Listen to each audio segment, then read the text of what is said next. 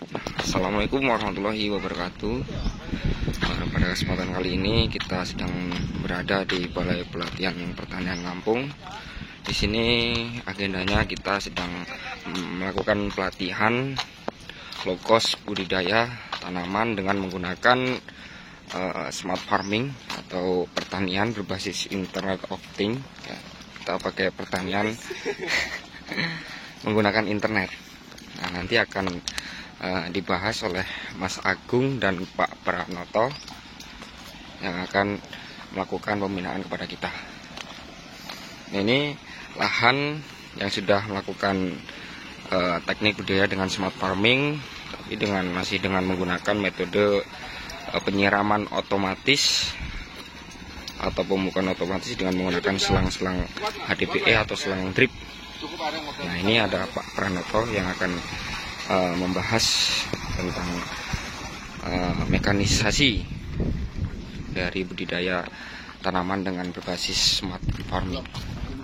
Nah, kemarin sudah dibahas tentang pemrogramannya dan rangkaian komponen yang bisa digunakan dalam smart farming. Kemudian kalau sekarang kita melakukan mekanisasinya, seperti apa kita akan melihatnya.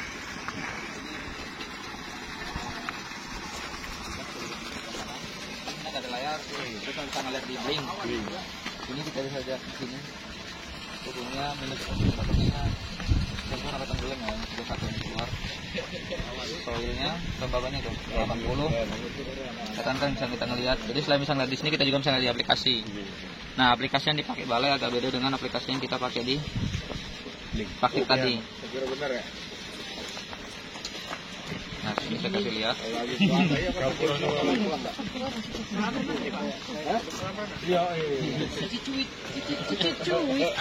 Ini aplikasi Blink, aplikasi Balai. Ini kita nyewa server, Balai nyewa server. Oh iya. Jadi sini ada kelihatan kan suhu tanahnya. Kalau di sini 127, di sini kan 127.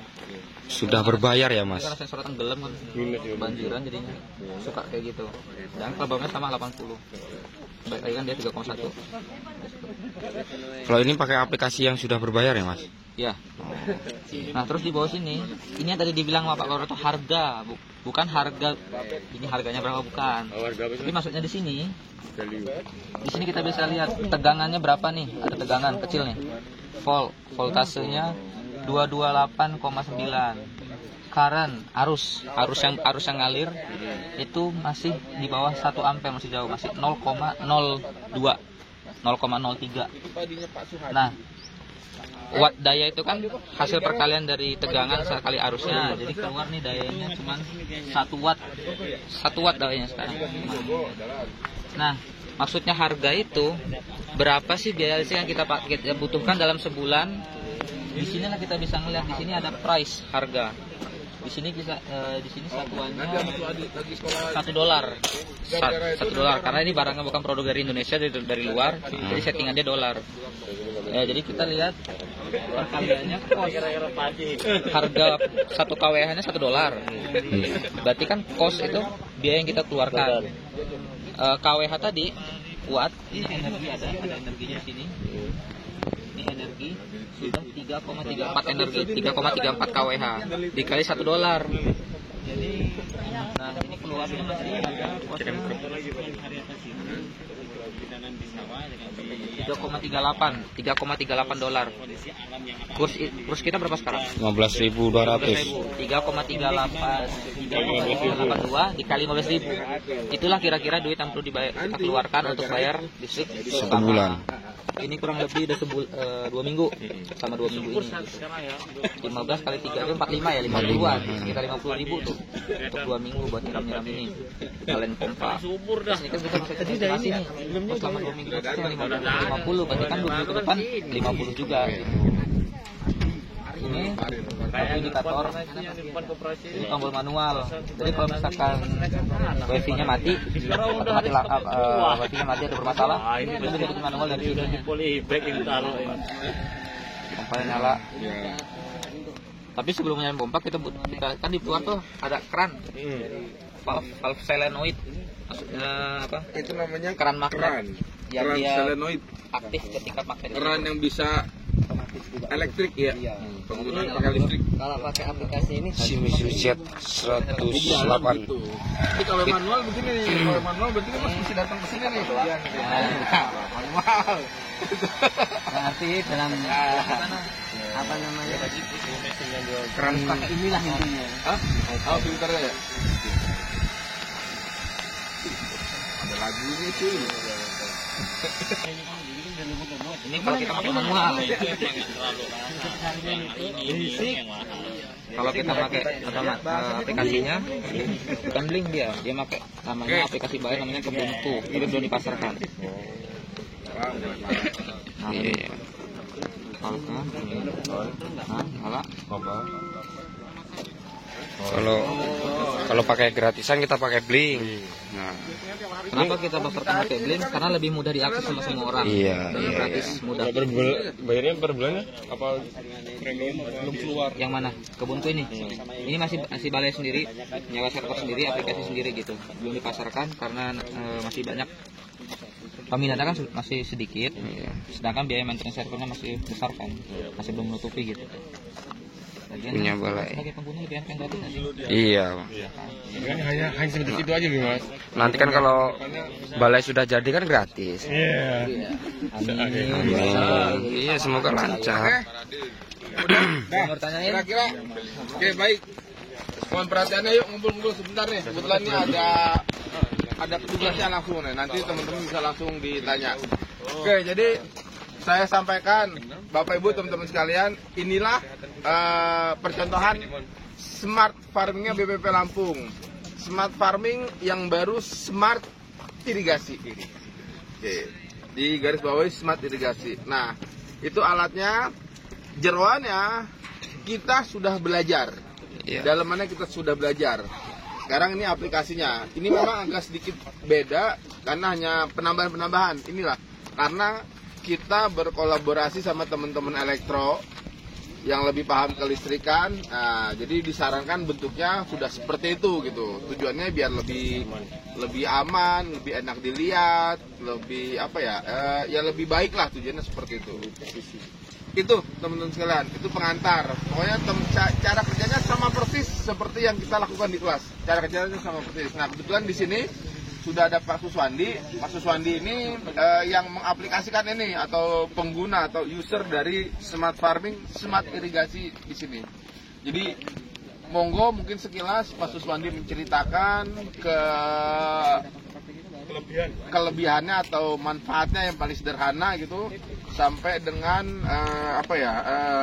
trouble-nya seperti itu. Monggo sebelum teman-teman bertanya langsung kepada pelakunya langsung, mungkin Pak Suswandi cerita sedikit lah smart farmingnya apa gitu. Ya udah itu aja, silakan. Jadi langsung aja Pak ya. Ya. Perkenalkan nama saya Suswandi. Saya di sini kebetulan menangani atau bertanggung jawab di tanaman horti yang sekarang masih ada tanaman cabai. Ada 1.750 populasi tanaman cabai. Nah cukup dengan di sini pompa pakai semi jet pump ya. Nah, semi jet pump.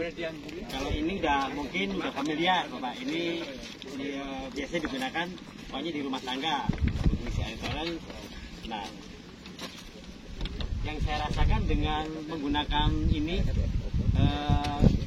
smart farming atau smart irrigation farming itu ya mempermudah atau mengurangi tadi di tenaga kerja. Biasanya dulu sebelum kita gunakan ini ya setiap saya mau nyiram colokin selang satu-satu ngocor mungkin sehari nggak nyampe untuk satu orang saya sendiri. Nah dulu kebetulan banyak anak-anak PKL SMK jadi enak ketika mereka pulang susah lagi ya repot lagi harus tambah tenaga kerja. Mungkin yang jadi nilai plusnya atau nilai poinnya itu mengurangi, salah satu manfaatnya mengurangi biaya untuk tenaga kerja. Biasanya dengan 5 orang atau 3 orang untuk menyiram, dengan 1 orang pun dengan memupuk. Kita bisa memupuk kocor pakai ini. Nah sekarang dengan ini kita bisa gunakan pakai ini aja Pak. Nah drum ini kebetulan ada 2. Ini kemarin saya gunakan untuk penyiraman air bersih dan saya isi air lele, jadi airnya bisa dimanfaatin ke lahan. Kandungannya mungkin Bapak udah tahu sendiri. Ada kandungan di air lele itu apa? Asam amino yang salah satunya sangat bermanfaat untuk tanaman. Dan ini saya bagi dua karena kemarin ada leleknya, jadi pupuk ada leleknya jelas nanti ya paling mati gitu. Nah, saya akalin gunakan drum satu lagi untuk pemupukan. Jadi ketika mau mupuk kita buka di valve solenoid itu, buka kerannya untuk memupuk aja, tinggal ngalir di irigasi atasnya. Itu terus ya itu salah satunya menghemat waktu kerja, menghemat biaya kerja dari di tenaga kerja. Itu aja mungkin Pak, sedikit. Makasih Pak Sus. Nah itu testimoni secara umum tuh langsung di aplikasinya. Memang tujuannya seperti itu ya. Jadi memang alat smart farming ini yang paling kelihatan langsung maksudnya adalah mempermudah, alat untuk mempermudah. Nah, ketika kita bikin alat untuk mempermudah ini, itu keribetannya seperti yang kita alami di kelas gitu. Aplikasi kan mudah tuh ya, setelah itu kan mudah. Cuman ribetnya itu dari hari kemarin sampai dengan tadi, nah itu ribetnya itu. Karena kita ngotak-ngatik Arduino, kita ngotak-ngatik Blink, nah itu ribetnya gitu. Ya rumit, tapi setelah jadi ya hasilnya itu mempermudah. Contoh langsungnya nih Pak Sus, ternyata nih mempermudah dalam bekerja dan endingnya bisa menghemat tenaga kerja. Itu yang paling kelihatan banget lah gitu, seperti itu. Yang kelihatan pasti. Nah, ya silakan. Pak Sus, tadi kan kelebihannya pakai smart farming. Ya. Kekurangannya mungkin ini dekat dengan sumber listrik atau perumahan, mungkin bisa dekat colok. Nah, kekurangannya kalau kita jauh dari sumber listrik, misalnya di sawah yang jaraknya dari rumah atau dari perumahan itu sekian kilometer, kan harus narik kabel, masang lagi PLN. Nah, itu salah satunya sumber listrik. Keduanya mungkin paket atau data gitu ya, atau komunikasi. Nah itu kadang-kadang di lahan kita mau taruh takut hilang, dan itu butuh internet ya, butuh internet untuk mengoperasikan dari jarak jauh. Nah, kita misalnya mungkin mau di Jakarta mau ngidupin, cuman di lahan kita atau di dekat alat ini nggak ada internet, nah itu nggak bisa. Salah satunya itu kelemahannya. Terus kalau yang Pak Sus alami sekarang kekurangannya apa Pak? Yang kira-kira nih? Kekurangannya? Yang saat ini. Kekurangannya mungkin di sini Pak. Yang saya saat ini ya, ini di sini. Ini kadang-kadang kan karena kepanasan atau jemur, ada lumutnya, ada kotorannya masuk. Nah mungkin makanya saya di sini dikasih saringan supaya ngontrolnya atau kotoran itu tidak masuk ke selang. Kalau kita kontrol ke selang itu kan satu-satu buka tutup. 1000. Nah ya. Iya. Nah itu repot. Makanya saya kasih saringan di sini. Ketika airnya nggak keluar atau mampet, kita tinggal buka saringan di situ. Nggak perlu kontrol ke sana. Ya. Nah itu mungkin kekurangannya. Dulu ada. Tadinya ada kemarin. Kamu makan itu kemarin Mas? Yang digoreng kemarin. Ya, yang dimakan itu. Habis lilinnya. Yang makan semua. Kalau hitungan ekonomi, ini kemarin itu saya pokoknya keluar biaya itu 500.000, dapat untung sebenarnya seimbang dengan pakannya Pak. Itu dapat 750.000. Jadi udah beruntung Pak, panen cabai, panen lele, bisa makan-makan sama keluarga. Nah, jadi satu alat dua fungsional. Fungsi. Nah, 3 malah Pak, airnya juga bisa dimanfaatin. Kemarin itu yang terkuahnya udah habis kemarin. Itu teman-teman, nah ini testimoni langsung. Jadi kendalanya sebenarnya sama nih, ketika teman-teman tidak pakai smart farming pun, ketika teman-teman sudah pakai namanya irigasi drip seperti itu ya akan seperti itu, akan lumutan lah, akan memampet jalur, paling itu sama itu. Makanya kan salah satu biar nggak lumutan ya yang warna hitam ini biasanya harusnya tahan lumut gitu. Ya, selangnya di selangnya siapa? Terus yang potong depan Bapak itu apa?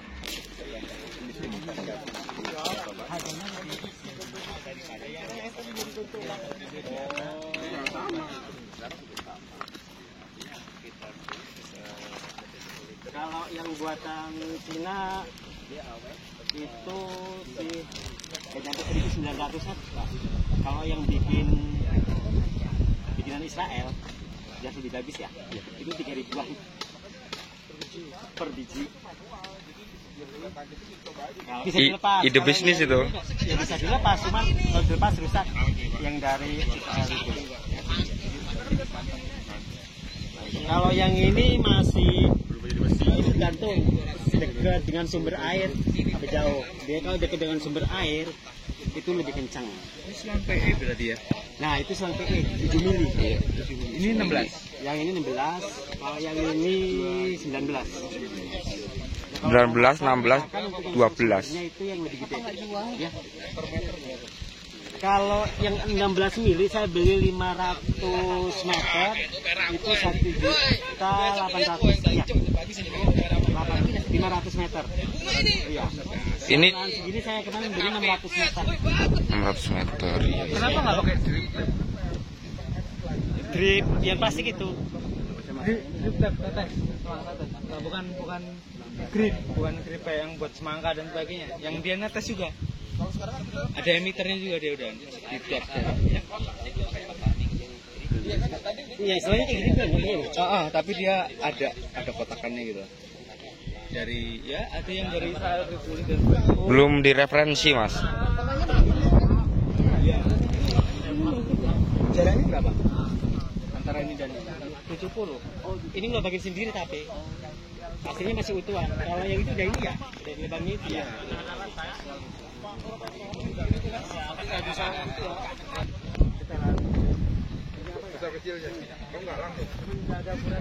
Nah, ini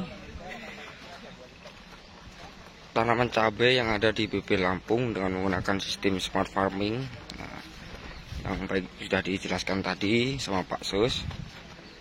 Nah, ini jadi bentuk penyiraman waktu musim kemarau itu tidak lagi menggunakan tangki. Nah, seperti itu manfaat-manfaatnya yang sudah dijelaskan tadi. Nah, mungkin ini kondisi lahannya seperti ini. Ini di Balai Pelatihan Pertanian Lampung di Bandar Lampung, dekat Bundaran Haji Mena. Nah, ini di instansi pemerintah. Seperti ini.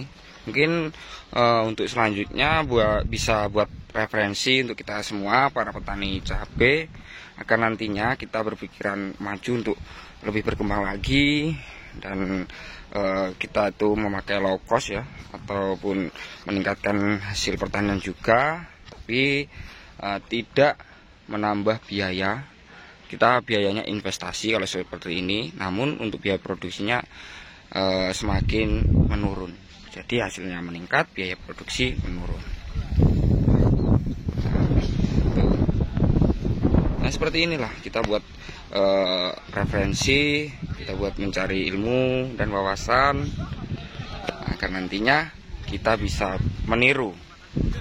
Yang penting untuk kita itu selalu semangat untuk berjuang, lebih maju lagi, lebih modern lagi, agar kita tidak tertinggal di zaman yang serba internet ini.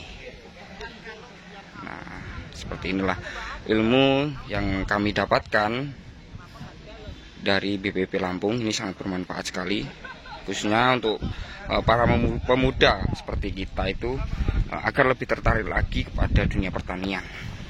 Seperti ini. Ini untuk wilayah kerja dari BPP Lampung ada 4 wilayah, yaitu Lampung, Sumatera Selatan, Bengkulu, dan Bangka Belitung. Dan di sini ada peserta saya sendiri dari Lampung, Paikanan, ada juga yang dari Sumatera Selatan, Palembang, Banyuasin, ada juga yang dari Bengkulu, ada juga yang dari Bangka Belitung. Nah, seperti ini. Ada juga greenhouse dan lain sebagainya. Di sini juga tanaman-tanaman lain seperti anggur, jagung, duren, kopi, terong, cabai, dan lain sebagainya. Banyak, lengkap. Semoga kita suatu saat nanti bisa berkumpul di sini lagi untuk tukar pengalaman, tukar cerita, tukar wawasan, agar kita lebih maju. Oke, baiklah, mungkin itu saja yang dapat saya sampaikan. Selebihnya saya mohon maaf jika ada kekurangan. Saya mohon maaf, saya Amir Hidayat ucapkan wassalamualaikum warahmatullahi wabarakatuh.